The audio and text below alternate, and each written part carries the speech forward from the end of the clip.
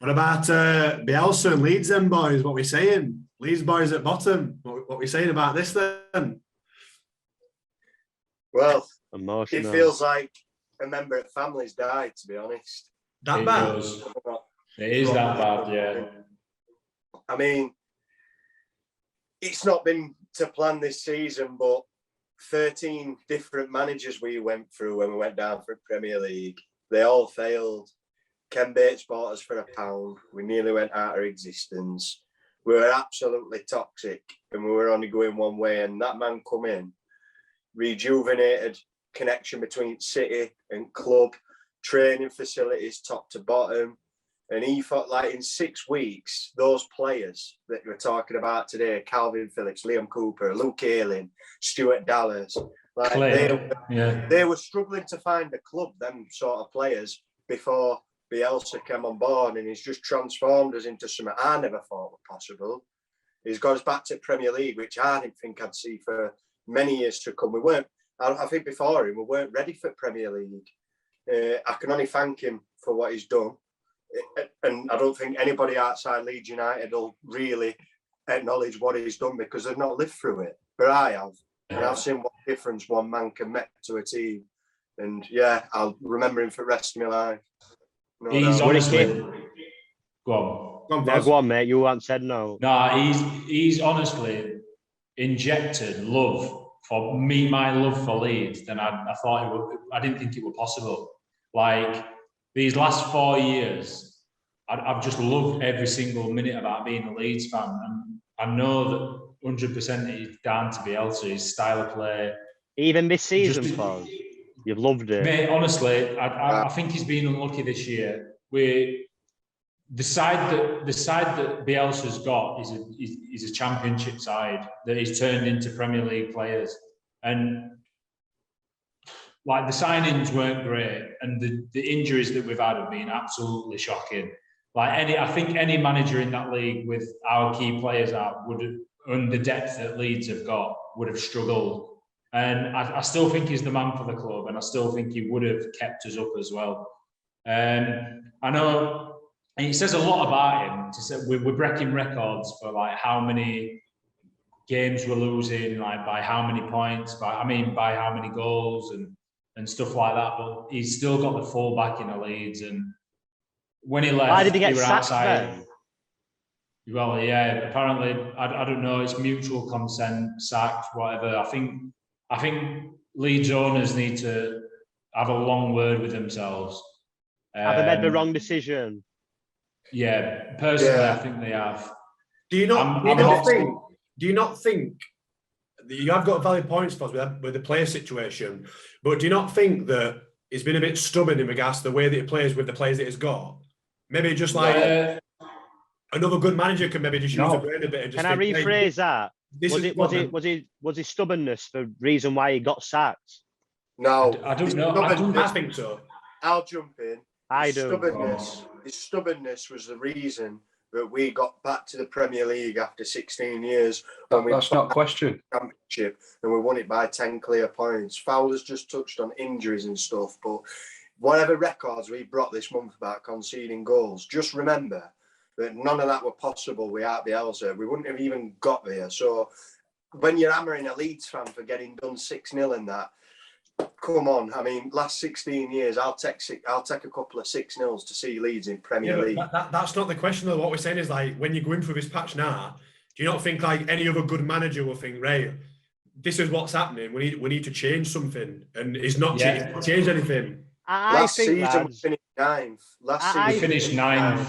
I personally think that Bielsa had a plan A, and he stuck to it that much, but he had no other plan, and in order for him to get better was to make plan A better, and he had no other plan B, plan C, and that's what cost him his job, that the board wanted that much. It was still trying to do plan A with players that they're not really... You said that.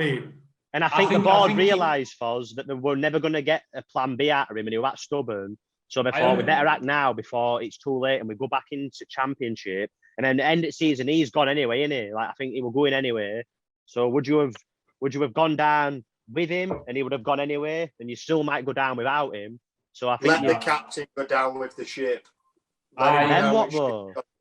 But And then just suddenly I start think panicking. everyone's jumping on the bandwagon with this Plan A stuff because for so many games this year, he's played 6 defenders. So 6 out-and-out defenders have not been able to do it. I think, to be honest, the players have got to look at themselves and they've got to take a big part.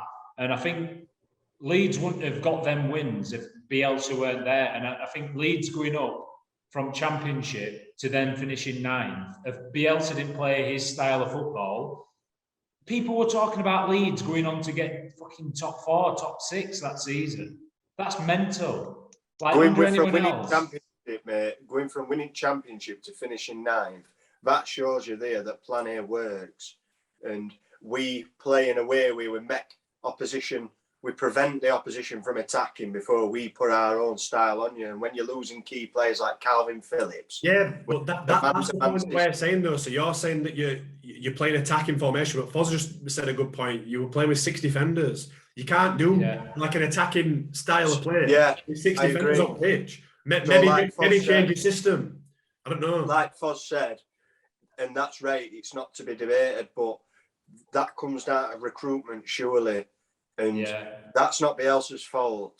Yeah. And we all know we should have recruited. Nobody's there to cover Calvin Phillips. Nobody's there to cover Bamford. Nobody's there to cover Rafinha, really. Ayling goes out, we're fucked. Playing Shackleton at right back. So we're lacking depth and we do need recruitment. And what will Bielsa not in charge of recruitment then at all? I don't know how we've got a works. sporting director. We've got a sporting director in Victor Orta. So has he not got a say then, I was Bielsa? about to say, does he not get a say at all? Is he not in the meeting? The good to name. He signs off transfers, but he only signs off what's put in front of him by Victor Orta, by what Angus Kinnear will release to him money-wise. So there's a chain of command before Bielsa. He's an head coach. Surely Bielsa's in these meetings though and saying, I need player in this position, this position, this position. Surely. Or I don't Maybe know. he said that, maybe he didn't. All we know is nobody came through the door and it's not his job to get people through the door. Is it a financial thing? Are they saying we're not signing certain players because we can't afford it, or they don't want to spend that much money? But what do you reckon it is? Leeds are very particular with who they sign, and it needs to follow Bielsa's ethos, his work rate. And Bielsa really only signs players that he thinks going to fit in straight away, because the way he plays is a mental style of play, innit? And it's a very high standard. So like I think Dad mentioned, probably the way he's played has been a contributor to some of the injuries that we've had. But that's why we need a big squad and a depth with what we've not got. That's fucked us up this year, to be honest. Yeah. Do Go on, Ali. you not think a change was needed? None of you. No. Maybe, So would you? Well, Not a change in system. No, wait. I'm on about a change in manager. I'm not saying a change is not needed, right? But the timing is what my biggest problem. It's the timing that hurts. Have a look what's out there and what's available for this running now. And who would I have of a Bielsa? Nobody. So can I ask you one final question? Can I ask you one final question? Realistic. Would you rather have Bielsa and go down, or have this new manager and stay up? Stay up. So if you stay up with this new manager, it's happy days again, and you're gonna obviously get out of this dark place you're in. Yeah, because you're gonna see a light again. We're always going to carry on after Bielsa. We're never going to be around forever, so we're always going to come this day. And if the person that takes over can build on what he's done and improve it, I can't knock him. It's Leeds United, isn't it? I know you're two, and I've grown up and you've been my best mates all my life. I know you're loyal to Leeds, you live, breathe, and you absolutely adore the club. Do you think, have you turned on the board? Have you against the board from making this decision? It shocked me a bit, and I think his timing's been all wrong, and I think he's played it safe, because I think, like I said, it's a win-win situation for Radrizzani as owner. Like, if Leeds go down, he'll say that the new manager didn't have enough time. But if Leeds stay up, then he's going to be seen as the Don. That's all it's based upon now. Manager at minute, your new manager's got a win-win situation at minute, 100%. Yeah. Yeah, he has. He can't I lose. think I think so. Like you said, I'm if confident he stays Bielsa up, would it's an absolute done. If they go down, he'll just blame other manager. yeah, We exactly. Sorry, Foz. Yeah, no, you can go, mate. But yeah, like just yeah, go on, Keith. You just went, you can go, mate, and then just start talking again. I know. I'm I'm just going to answer fucking that question gutted. about the Emotions. board. And no, I'm not fell out with board because they're just as responsible as Bielsa for putting us where we are right now. They come in when we weren't in very good shape, bought Ellen Road straight away, put money on that I've not seen in 10 years, like big championship money as well. So I think to conclude it, lads, you've got to see like that. You've got to see light end of tunnel. If he keeps you into Premier League this year, I've read into it, and it's going to save you 180 million. If you go down, it could cost you 180 million financially. So if you stay up, and a few players as well. Contract release clauses, all this shit. I've read into it all. So if you stay up, you've got to see green light end of tunnel. I honestly think Bielsa would have kept us up, though. I really do. Yeah. Realistically, though, when he going to end it, sorry, Dad. Realistically, when he going to end it season anyway, but I think his time will come in towards. It's just how it's there's not been a proper goodbye, but you've just got to hope for staying up, being safe, and then building again next year. Can I just make a quick question to Leeds lads? Do you think it like the lack of success this year is all down to injuries, or given like how smart managers are in Premier League and how much technology they've got and how much analysis and everything's available to them, which is a level above Championship, innit? Do you think it's all down to injuries, or do you think he's been found out a little bit as well at the same time? Oh, no. I think a big part of it's injuries, but the problem Leeds have had since Bielsa's been here is end product, final third. We score a lot of goals because we create a lot of chances, but if you watch Leeds, we fluff a lot of big chances, and I think since we've had Bamford out, that's been exposed to everybody. It's clear to see. Dan James come in, no end product. Rafinha's a shining light, but Jack Harrison, he's got everything but an end product for me. Yeah, it's just been lacking for a while, and I think you take Bamford out of that team, goals dry up. We're leaky because of man-to-man system that we use. Got to take your chances, especially. You put it down to injuries mainly then, or like you don't think do you think Bielsa's been found out by other managers a little bit? No, I do put it down to injuries first. They've probably worked him out a little bit, but I think with better players in that side, his system, it doesn't matter if he gets found out or not, they're going to get hurt if they've got better players in that side. Do you think if we had injuries, if we had a fully fit squad as well as recruited well in summer and January, I think we wouldn't be nowhere near where we are today. Can you see him staying in management then and getting a big job or what? I think he's going to go back to his boyhood club, to Newell. It's Newell Boys in Argentina. So he's like seen as a god. He's seen as a god there. So I think he's going to go back there. It's a shame because I think he'd do well, me, at a bigger club. You know, like more resources and a better quality. Yeah, I do, mate. I agree. Do well internationally because it can make an impact in a short space. You know, when you've only got your players for a couple of weeks. Argentina job then. You are. He's already had a job, hasn't he? Has he managed the international team? He's I believe done well Chile. in Argentina. Is it Chile?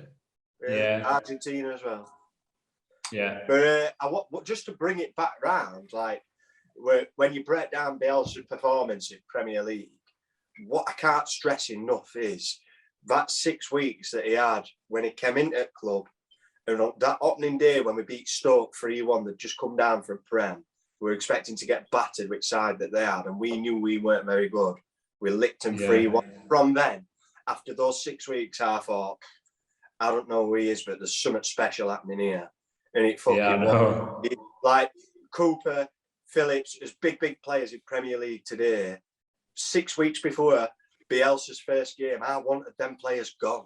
I didn't want Phillips there. I didn't want Dallas. It's embarrassing even saying it now.